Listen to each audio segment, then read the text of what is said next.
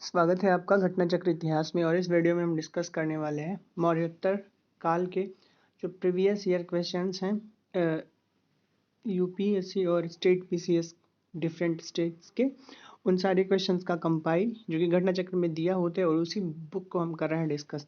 तो आज का जो पहला प्रश्न होने वाला है वो प्रश्न नंबर 1 है। इस प्रश्न में आपसे पूछा जा रहा है कि निम्नलिखित में से किस हिंदी यवन शासक ने शीशे के सिक्के जारी किए थे। अगर हम ऑप्शंस देखें तो ऑप्शन नंबर ए में कहा जा रहा है कि स्ट्रैटो सेकंड ने, स्ट्रैटो फर्स्ट ने, डेमेट्रियस ने या फिर मेनांडर ने। तो इस प्रश्न का अगर हम आंसर देखें तो आंसर नंबर ए सही हो जाएगा कि सोने के जो शीशे के जो सिक्के थे वो स्ट्रैटो सेकंड ने जारी किए थे। अगर एक्सप्लेनेशन देखें तो बताया जा रहा है कि स्ट्रैटो सेकंड जो था उसने शीशे के सिक्के जारी किए थे और हिंद यवन शासक हिंद यवन शासक का शासन 25 ईसा पूर्व से 10 ईसा पूर्व तक माना जाता है। अब सेकंड प्रश्न अगर देखें तो इस प्रश्न में हमसे पूछा जा रहा है कि निम्नलिखित शासकों में से किसके सिक्कों पर संकर्षण और वासुदेव दोनों अंकित हैं। ये प्रश्न रहा हमारा सेकंड। और इस प्रश्न के ऑप्शंस अगर देखें, ऑप्शन नंबर ए है होविस्कस के, कनिष्क के, समुद्रगुप्त के एवं अगाथो क्लेस के। प्रश्न ध्यान से देखेंगे फिर से यही पूछा जा रहा है कि किसके सिक्कों पर वासुदेव एवं संकर्षण के का अंकन हुआ है या वो चित्रित किए गए हैं। तो इसका जो आंसर होने वाला है वो आंसर नंबर डी हो जाएगा, यानी कि अगाथो क्लीज जो है उनके सिक्कों पर वासुदेव एवं संकर्षण का अंकन हुआ है। ये रहा प्रश्न नंबर सेकंड। अब अगला प्रश्न देखें, क्वेश्चन नंबर थर्ड। इस प्रश्न में आपको ये बताना है कि बिना बेगार, प्रश्न है बिना बेगार किसने सुदर्शन झील का जीर्णोद्धार कराया। ठीक ना, ये रहा प्रश्न, बिना बेगार किसने सुदर्शन झील का जीर्णोद्धार कराया। अगर हम इसके ऑप्शंस देखें तो ऑप्शन नंबर 1 में है कि चंद्रगुप्त मौर्य ने, ऑप्शन नंबर बी है बिंदुसार ने, सी है अशोक एवं डी ऑप्शन है रुद्रदामन प्रथम ने। तो इस प्रश्न का जो आंसर होने वाला है वो आंसर नंबर डी हो जाएगा, यानी कि रुद्रदामन प्रथम जो थे उन्होंने बिना बेगार सुदर्शन झील का जीर्णोद्धार कराया था। अगर इसका एक्सप्लेनेशन देखें तो कहा जा रहा है कि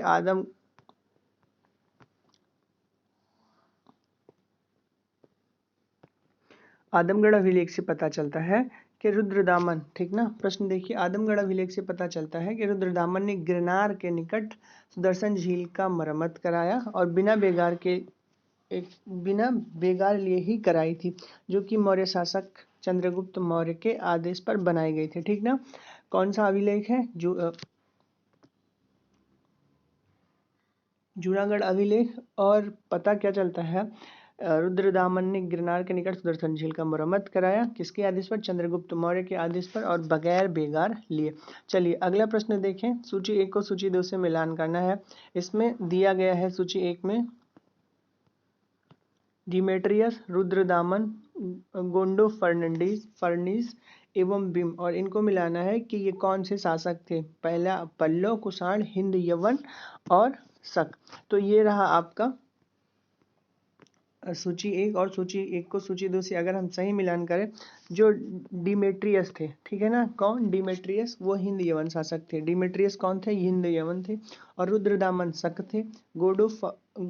गोंडो फर्नीस जो थे वो पल्लव थे, और विम जो थे वो कुषाण थे। ठीक ना, तो ये है, आपको 4 राजाओं के नाम लिखे हैं और बताना है कि वो कौन से वंश या फिर किस मूल के थे। ठीक, तो इसमें पहला वाला क्या हो जाएगा कि डिमेट्रियस जो थे वो कौन थे? हिंद यूनानी थे। रुद्रदामन जो थे वो शक थे। गोडो फर्नांडिस पल्लव एवं बिम जो थे वो कुषाण थे। चलिए अगला प्रश्न देखें। इस प्रश्न में पूछा जा रहा है उत्तरी तथा उत्तर पश्चिमी भारत में सर्वाधिक संख्या में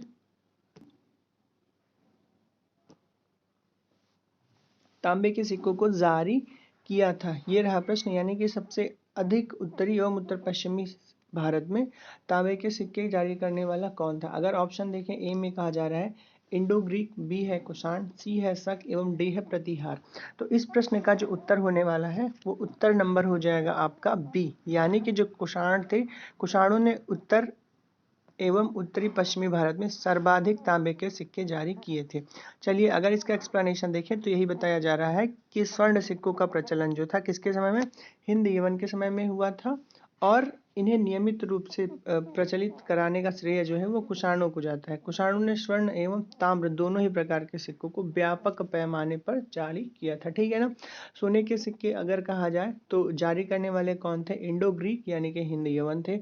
और इन सोने के सिक्कों को नियमित रूप से जारी करने का श्रेय जो जाता है वो कुषाण शासकों को जाता है। किनको जाता है? कुषाण शासकों को। और इन कुषाण शासकों ने सोने के सिक्कों को तो नियमित जारी कराया, इसके साथ ही इन्होंने तांबे के सिक्के को भी नियमित जारी करने का कार्य किया। अगला प्रश्न देखते हैं, प्रश्न संख्या 9। इस प्रश्न में आपको ये बताना है कि प्राचीन भारत में निम्न में से किस एक ने नियमित रूप से सोने के सिक्के चलाए, ठीक है ना। प्रश्न क्या है कि आपको बताना है कि किसने नियमित रूप से सोने के सिक्के चलाए। ऑप्शंस अगर देखें, सातवाहन ने, शक ने, कुषाण ने और पार्थियन ने।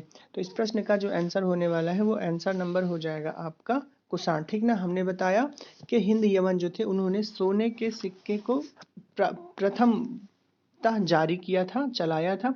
और इस सोने के सिक्कों को नियमित जारी करने वाले कुषाण थे। कुषाणों ने सोने के सिक्के के साथ में तांबे के सिक्कों को भी जारी किया था। चलिए, ये रहा प्रश्न आपका 9। अगला प्रश्न देखें तो अगले प्रश्न में आपसे पूछा जा रहा है कि बुद्ध का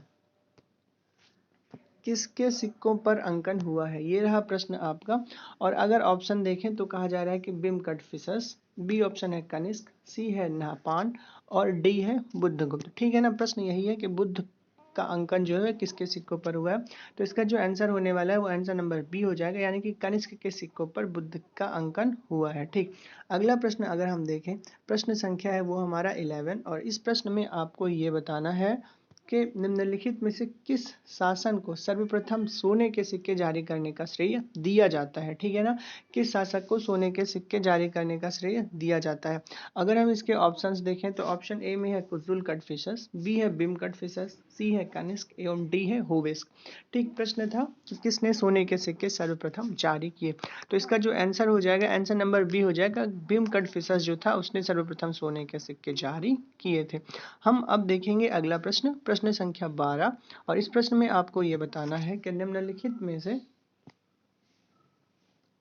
किसने भारत में स्वर्ण सिक्के का प्रचलन नियमित रूप से किया या फिर प्रचलन नियमित उपयोग के लिए किया था। अगर हम ऑप्शंस देखें तो है बिम कटफिसस, कुजुल कटफिसस, कनिष्क एवं हर्मवीज ने, ठीक ना। तो अगर जब नियमित बात आ जाए तो वो कौन था? कनिष्क, ठीक ना। अगर सॉरी, नियमित रूप से जारी करने की बात की जाए तो वो हो जाएगा बिम कटफिसस, ठीक है ना। अगर इसका एक्सप्लेनेशन देखें तो यही कहा जा रहा है कि कुषाण वंशीय, ठीक ना, कुषाण वंशीय जो बिम कटफिसस था, जो कि कनिष्क प्रथम का पिता भी था, ठीक। कौन? बिम कटफिसस किसका पिता था? कनिष्क का पिता था। भारत में स्वर्ण सिक्के प्रचलन नियमित उपयोग करने के लिए किया था। स्वर्ण सिक्कों का प्रचलन नियमित रूप से उपयोग में करने के लिए किया था, जबकि कुजुल कटफिसेस जो थे उन्होंने तांबे के सिक्के का प्रचलन कराया था। ये रहा प्रश्न आपका 13 नंबर प्रश्न में अगर हम देखें तो इस प्रश्न में आपसे पूछा जा रहा है कि इनमें से किसने सर्वप्रथम व्यापक पैमाने पर स्वर्ण मुद्रा का प्रचलन किया। प्रश्न है किसने व्यापक पैमाने पर स्वर्ण मुद्रा का प्रचलन किया। अगर ऑप्शन देखें, पुष्यमित्र शुंग ने, बी में है मेनांडर ने, बिम कटफिसस है सी ऑप्शन, और डी ऑप्शन है गौतमी पुत्र सातकर्णी, और ई ऑप्शन में है इनमें से कोई भी नहीं। प्रश्न है कि किसने सर्वप्रथम व्यापक पैमाने पर स्वर्ण मुद्रा का प्रचलन किया था, ठीक है ना। व्यापक पैमाने पर स्वर्ण मुद्रा का प्रचलन किया था। तो इसका जो आंसर होने वाला है वो आंसर नंबर सी हो जाएगा कि बिम कटफिसस, ठीक है ना।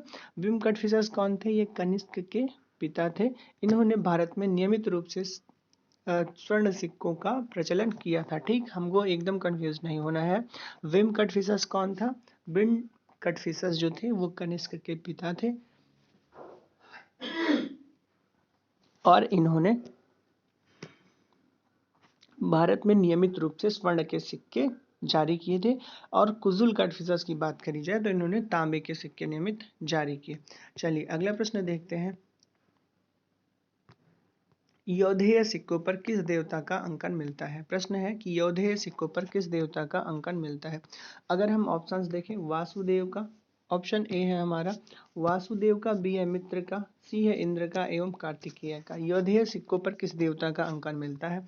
अगर इसका हम आंसर देखें तो योधेय के सिक्कों पर जो देवता अंकित है उनका नाम है कार्तिकेय। अगर एक्सप्लेनेशन देखा जाए तो कहा जा रहा है कि योधेय का प्रमाण पुराण, अष्टाध्यायी तथा बृहद संहिता आदि ग्रंथों से प्राप्त होते हैं। ठीक, और इनका साम्राज्य दक्षिण पूर्वी पंजाब तथा राजस्थान के कुछ भागों पर था और इनके सिक्कों पर कार्तिकेय का अंकन मिलता है। तो ये रहा हमारा प्रश्न नंबर 14। अब अगला प्रश्न अगर देखें, इस प्रश्न में हमसे कहा जा रहा है कि कनिष्क के सारनाथ बौद्ध प्रतिमा अभिलेख की तिथि क्या है? ठीक है ना, प्रश्न है सारनाथ स्थित बौद्ध प्रतिमा अभिलेख की तिथि क्या है? अगर हम ऑप्शंस देखें, ए में है 78 ईस्वी, बी है 81 ईस्वी सन, 98 ईस्वी सन एवं 121 ईस्वी सन। प्रश्न यही है कि कनिष्क के सारनाथ बौद्ध प्रतिमा अभिलेख की तिथि क्या है? तो इसका जो आंसर होने वाला है वो आंसर नंबर बी हो जाएगा, यानी कि सारनाथ स्थित बौद्ध प्रतिमा जो का अभिलेख की तिथि है वो है 21वीं ईस्वी सन। चलिए, यही कहा जा रहा है कि 21वीं ईस्वी सन इसकी तिथि है एवं यह प्रतिमा मथुरा से लाकर कनिष्क ने राज्यारोहण के तीसरे वर्ष सारनाथ में स्थापित किया था। ठीक है, ये मूर्ति कहाँ से आई थी? ये आई थी मथुरा से। चलिए अगला अगर देखते हैं प्रश्न, इसमें पूछा जा रहा है कुषाण शासक कनिष्क का राज्याभिषेक किस सन में हुआ था? प्रश्न है कुषाण शासक कनिष्क का राज्याभिषेक किस सन में हुआ था? ऑप्शंस अगर देखें 178 बीसी, 101 एडी, 58 बीसी या फिर 78 एडी। तो इस प्रश्न का जो आंसर होने वाला है वो आंसर नंबर डी हो जाएगा, यानी कि कुषाण शासक कनिष्क का जो राज्याभिषेक हुआ था वो 78 एडी में हुआ था। ठीक है ना, एडी का मतलब एनो डोमिनी ईस्वी वर्ष। चलिए अगला अगर इसका एक्सप्लेनेशन देखें तो एक्सप्लेनेशन में बताया जा रहा है, कह रहे हैं कि कनिष्क का जो राज्याभिषेक है, कनिष्क के राज्याभिषेक की तिथि जो है वो अत्यंत विवादास्पद है और इस समस्या का पर विचार करने के लिए 1913 और 1960 में अंतरराष्ट्रीय सम्मेलन आयोजित किए। कब कब? 1913 एवं 1960 में। और द्वितीय सम्मेलन में आम सहमति बनी कि 78 ईस्वी के पक्ष में ही सारे सम्मेलनकर्ताओं ने वोट किया और इसी समय से शक संवत प्रारंभ हो गया। तो ये अगर पूछा जाए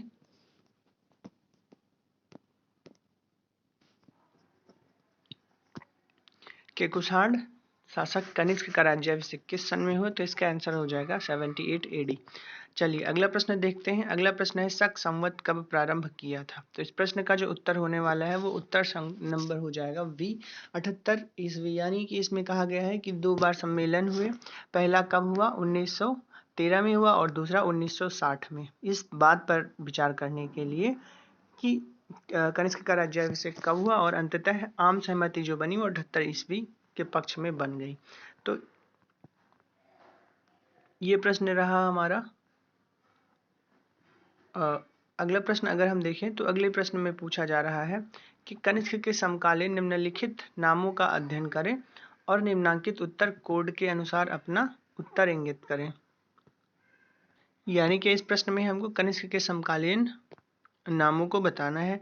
पहला है अश्वघोष, दूसरा है वासुमित्र, तीसरा है कालिदास और तीसरा है कंबन। तो इस प्रश्न का जो उत्तर होने वाला है वो उत्तर संख्या सी हो जाएगा, यानी कि 1 और 4। एक है अश्वघोष और चौथा है कंबन, यानी कि कनिष्क के जो समकालीन शासक समकालीन थे वो थे अश्वघोष और चौथे में कौन है? कंबन। दूसरे में वासुमित्र। आंसर है इसका सी, और सी में कहा जा रहा है 1 और 2। एक में है अश्वघोष और 2 में है वासुमित्र। चलिए अगर इसका हम एक्सप्लेनेशन देखें तो यही कहा जा रहा है कि अश्वघोष कनिष्क के राज कवि थे, वासुमित्र भी कनिष्क के आश्रित विद्वान थे। इन्होंने चतुर्थ बौद्ध संगीत की अध्यक्षता की थी। कालिदास गुप्त काल में हुए थे, जबकि कंबन 12वीं सदी के थे। ठीक है ना, कालिदास कब के थे? कालिदास थे गुप्त काल के और कंबन थे 12वीं सदी के। तो ये रहा आपका क्वेश्चन नंबर 22। अगला प्रश्न अगर हम देखें तो कहा जा रहा है अश्वघोष किसका समकालीन था? ठीक है ना, क्वेश्चन है आपका अश्वघोष किसका समकालीन था। अगर हम इसका ऑप्शंस देखें, अशोक का, चंद्रगुप्त द्वितीय का, कनिष्क का या हर्षवर्धन का? तो इस प्रश्न का जो उत्तर होने वाला है वो उत्तर नंबर सी हो जाएगा कि अशोक जो था वो कनिष्क का समकालीन था। अगला प्रश्न देखिए, प्रश्न संख्या 24। इस प्रश्न में आपसे पूछा जा रहा है कि निम्नलिखित में से कौन एक कनिष्क के दरबार से संबद्ध नहीं है, ठीक है ना। ऑप्शंस अगर देखें, अश्वघोष, चरक, नागार्जुन एवं पतंजलि, ठीक है ना। तो इस प्रश्न का जो उत्तर होने वाला है वो उत्तर नंबर डी हो जाएगा, यानी कि पतंजलि जो थे वो कनिष्क के दरबार से संबंधित नहीं थे।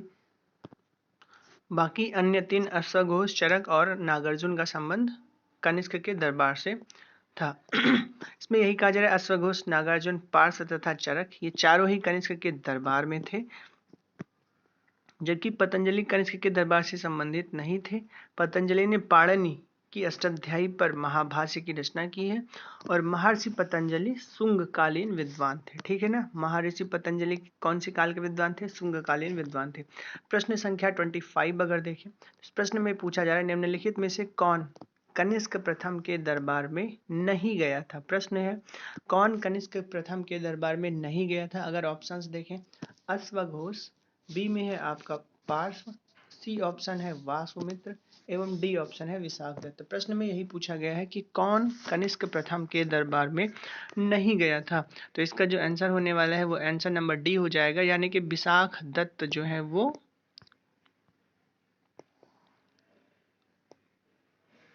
कनिष्क के दरबार से संबंधित नहीं थे या उनके दरबार में नहीं गए थे। जो कनिष्क के दरबार से संबंधित विद्वानों के नाम है वह है अश्वघोष, नागार्जुन, पार्श्व एवं चरक।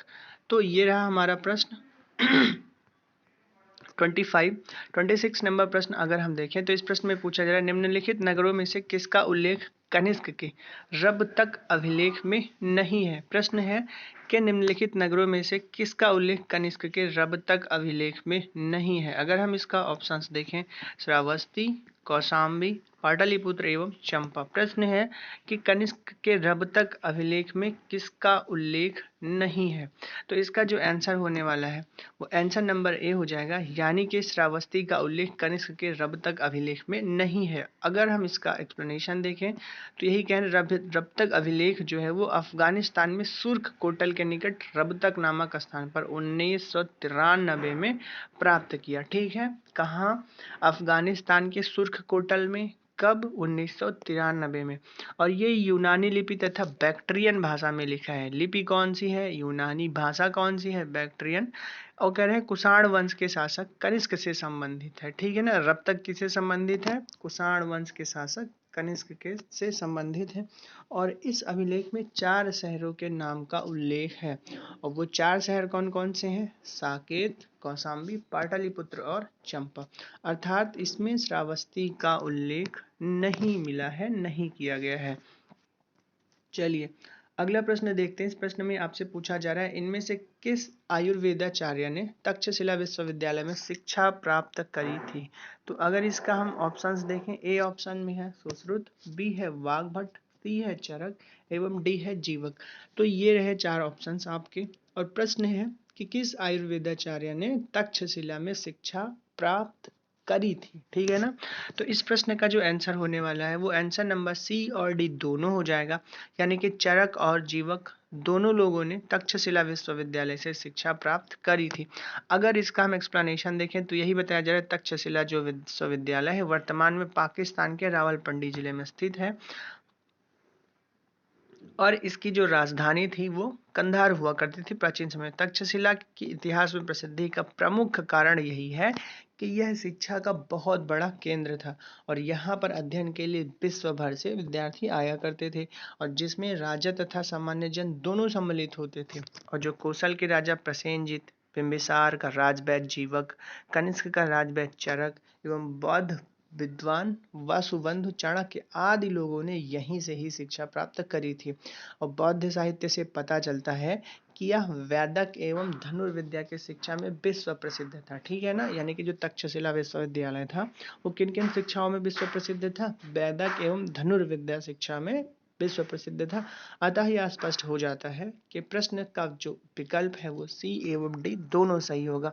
सी ऑप्शंस में आपके कहा गया था चरक, एवं डी ऑप्शंस में जीवक। तो चरक जीवक के अलावा भी बहुत सारे जैसे प्रसेनजित, बिंबिसार, कनिष्क का राजवैद्य जीवक एवं वासुबंधु जैसे लोगों ने तक्षशिला विश्वविद्यालय से शिक्षा प्राप्त करी थी। क्वेश्चन नंबर 28 अगर देखें तो इस प्रश्न में आपसे पूछा जा रहा है कि पुष्यमित्र शुंग द्वारा 2 अश्वमेध यज्ञ किए जाने के बारे में जानकारी किस लेख में मिलती है। ऑप्शंस अगर देखें तो ऑप्शन ए में है, ऑप्शन ए कह रहा है कि सारनाथ लेख में, बी है बीसनगर लेख में, सी अयोध्या लेख में और डी है हाथी गुम्फा अभिलेख में। तो इसका जो आंसर होने वाला है वो आंसर नंबर सी हो जाएगा कि पुष्यमित्र शुंग द्वारा 2 अश्वमेध यज्ञ किए गए थे और इसका भी लेख जो है वो अयोध्या, इसका जो प्रमाण है वो अयोध्या लेख में मिलता है। हम इसका अगर एक्सप्लेनेशन देखें तो यही कहा जा रहा है कि पुष्यमित्र शुंग अंतिम मौर्य शासक बृहद्रथ का सेनापति था। ठीक है ना, पुष्यमित्र शुंग का अंतिम शासक जो था बृहद्रथ का सेनापति था। किसका सेनापति था? बृहद्रथ का। और इसने 184 ईसा पूर्व में बृहद्रथ की हत्या कर शुंग वंश की स्थापना की थी। अयोध्या लेख से ज्ञात होता है कि इसने 2 अश्वमेध यज्ञ किए थे। ठीक, चलिए अगला प्रश्न अगर हम देखें तो इस प्रश्न में आपको ये बताना है कि शुंग वंश के बाद किस वंश ने भारत पर राज किया था। शुंग वंश के बाद किस वंश ने भारत पर राज किया था। ऑप्शन देखें, ए में कहा जा रहा है कि सातवाहन, ठीक है ना, ए ऑप्शन में कहा जा रहा है सातवाहन, बी में कहा जा रहा है कुषाण, कण्वा या कण्व और गुप्त। प्रश्न है कि शुंग वंश के बाद किस वंश ने भारत पर शासन करा था। तो इस प्रश्न का जो उत्तर हो जाएगा वो उत्तर नंबर सी है कि शुंग वंश के बाद जिस वंश ने भारत पर राज किया वो था कण्व वंश। अगर हम इसका एक्सप्लेनेशन देखें तो हमें बताया जा रहा है कि शुंग वंश का अंतिम राजा देवभूति अपने अमात्य वासुदेव के षड्यंत्रों द्वारा मार डाला गया। ठीक है ना, देवभूति वासुदेव के षड्यंत्र से मार डाला और वासुदेव ने जिस नमी राजवंश की नींव डाली वह थे कण्व या फिर कण्वायन वंश। कण्वायन वंश के नाम से जाना जाता है और शुंगों के समान यह भी ब्राह्मण वंश था। चलिए, ये रहा हमारा प्रश्न संख्या 30 और 29। और अगर 30 नंबर प्रश्न में देखा जाए तो हमसे क्या पूछा जा रहा है। इस प्रश्न में हमसे पूछा है निम्नलिखित में से कौन सा शासक वर्ण व्यवस्था का रक्षक कहा जाता है। ठीक, अगर हम ऑप्शंस देखें, ए में है पुष्यमित्र शुंग, बी खारवेल, गौतम पुत्र सातकर्णी, वासुदेव एवं समुद्रगुप्त। वर्ण व्यवस्था का रक्षक किसे कहा जाता है? तो इसका जो आंसर होने वाला है वो हो जाएगा गौतमी पुत्र सातकर्णी जो है उसको वर्ण व्यवस्था का संरक्षक कहा जाता है। ठीक है ना, अब यही कहा जा रहा है कि उसे विच्छिन्न होते चतुर्वर्ण यानी कि 4 वर्णों वाली जो व्यवस्था थी उसने फिर से स्थापित कर दिया और वर्ण संकर यानी कि वर्णों और जातियों के सम्मिश्रण को रोक दिया। इस कारण उसे वर्ण व्यवस्था का रक्षक कहा जाता है। गौतमी पुत्र सातकर्णी जो था उसने वर्ण व्यवस्था को पुनर्लागू किया और वर्ण संकर यानी कि एक जाति से दूसरी जाति में जो विवाह संबंध होता था उन सबको उसने रोक दिया। अब अगर हम अगला प्रश्न देखें तो प्रश्न संख्या 31 है। इस प्रश्न में आपसे पूछा जा रहा है कि मौर्यों के बाद दक्षिण भारत में सबसे प्रभावशाली राज्य था। ठीक है ना, यही पूछा जा रहा है कि मौर्यों के बाद दक्षिण भारत का जो सबसे प्रभावशाली राज्य था उसका आपको नाम बताना है। ऑप्शन है आपका सातवाहन, पल्लव, चोल एवं चालुक्य।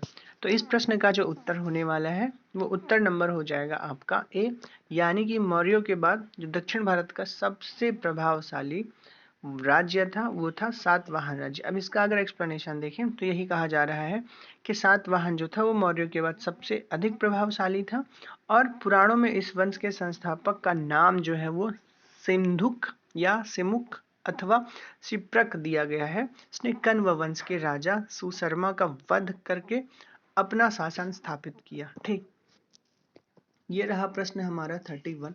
32 प्रश्न संख्या अगर देखें तो इस प्रश्न में कहा जा रहा है सिमुक निम्न वंशों में से किसका संस्थापक था। ठीक है ना, प्रश्न है सिमुक निम्न वंशों में से किसका संस्थापक था। अगर ऑप्शंस देखें, चेर का, चोल का, पांड्य का और सातवाहन का।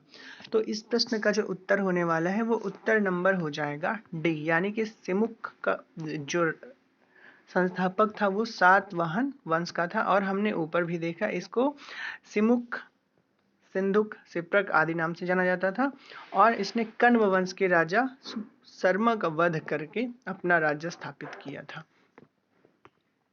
अगला प्रश्न अगर हम देखेंगे तो प्रश्न है आपका 33, ठीक है ना। कौन सा प्रश्न है? 33। और इस प्रश्न में आपको बताना है कि किस चीनी जनरल ने कनिष्क को हराया था। ठीक, प्रश्न क्या है आपका? प्रश्न यही है कि पूछा जा रहा है किस चीनी जनरल ने कनिष्क को हराया था। अगर हम ऑप्शंस देखें तो पहला है पान चाओ, पान यांग, सी हुआंग टी और हो टी। तो ये रहे आपके 4 ऑप्शंस और इसका हम अगर आंसर देखें तो आंसर नंबर ए हो जाएगा, यानी कि पान चाओ जो है उसने कनिष्क को हराया था, ठीक है ना। अगर एक्सप्लेनेशन देखें तो यही कहा जा रहा है कि 73 ईस्वी से 94 ईस्वी के मध्य जो था, चीन का प्रसिद्ध सेनापति पान चाओ अपने हान ची नरेश के आदेशों पर चीनी तुर्किस्तान की विजय के लिए प्रस्तुत हुआ, ठीक है। कौन सेनापति कौन था? पान चाओ था। सेनापति कौन था? पान चाओ था। पान चाओ राजा कौन था? हान वंशी नरेश, ठीक है ना, हान वंशी नरेश था और उसके आदेश से पान चाओ जो था वो चीनी तुर्किस्तान की विजय के लिए आया।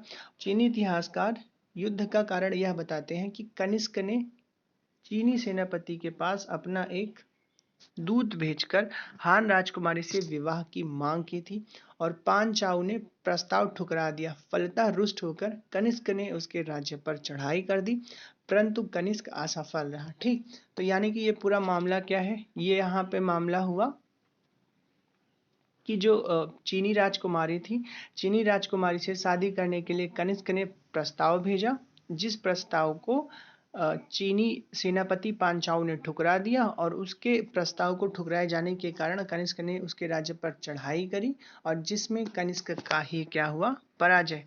अगला प्रश्न है, देखें 34 नंबर प्रश्न है और इसमें पूछा जा रहा है कि किस राजवंश के साम्राज्य की सीमाएं भारत के बाहर फैली थी। ऑप्शंस देखें, गुप्त वंश की, मौर्य वंश की, कुषाण वंश की या उपरोक्त में से कोई नहीं। प्रश्न है कि भारत से बाहर किस राजवंश की सीमाएं फैली हुई थी। तो इसका जो आंसर होने वाला है वो आंसर नंबर सी हो जाएगा। कुषाण वंश की जो सीमाएं थी वो भारत से बाहर फैली हुई थी। अगर एक्सप्लेनेशन देखें तो यही कहा जा रहा है कि भारतीय उपमहाद्वीप से बाहर भी फैली थी कुषाण वंश की सीमाएं और उत्तर में कहाँ तक? चीन के तुर्फान एवं कश्मीर से लेकर दक्षिण में विंध्य पर्वत तक तथा पश्चिम में उत्तरी अफगानिस्तान से लेकर पूरब में बिहार तक विस्तृत है, ठीक है ना।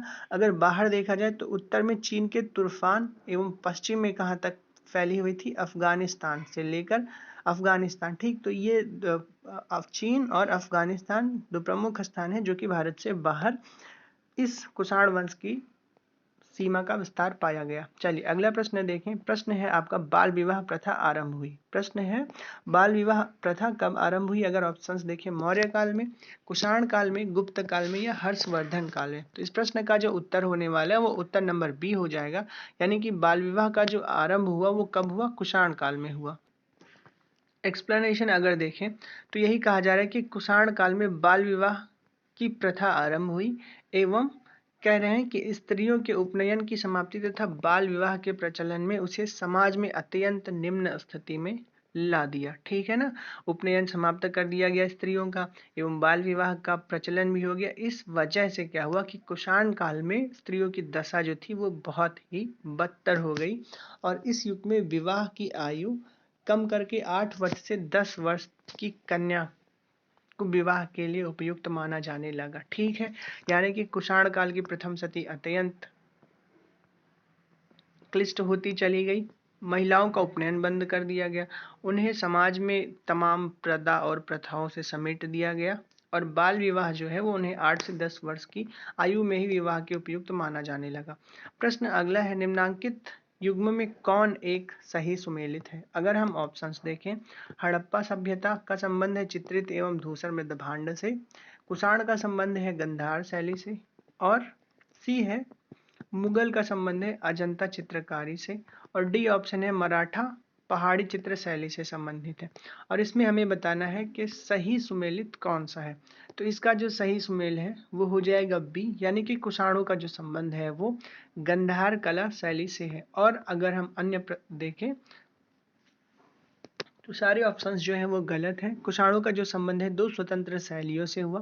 पहली शैली कौन सी थी? गंधार शैली, और दूसरी है मथुरा शैली, ठीक है ना। अन्य जो युग में है वो सुमेलित नहीं है।